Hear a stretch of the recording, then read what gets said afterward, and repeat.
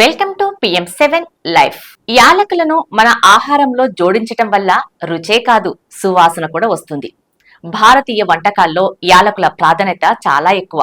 ఈ మసాలా దినుసులను బిర్యానీలో, కూరలో, పాయసం, అలాగే టీ లాంటి పానీయాల వరకు అన్నింటిలోనూ ఉపయోగిస్తారు.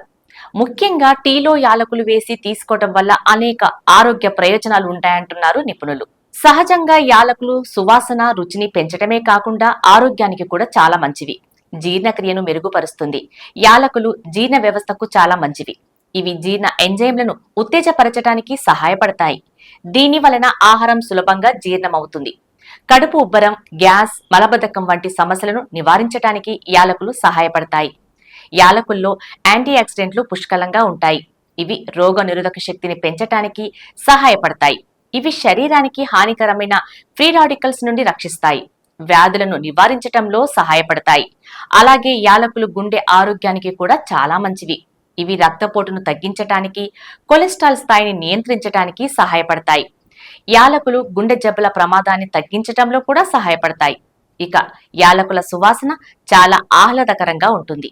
ఇది మానసిక ఒత్తిడిని తగ్గించడానికి సహాయపడుతుంది. యాలకులు మెదడును శాంతపరచటానికి, మానసిక స్థితిని మెరుగుపరచటానికి కూడా సహాయపడతాయి. అలాగే యాలకులు నోటి ఆరోగ్యానికి కూడా చాలా మంచివి.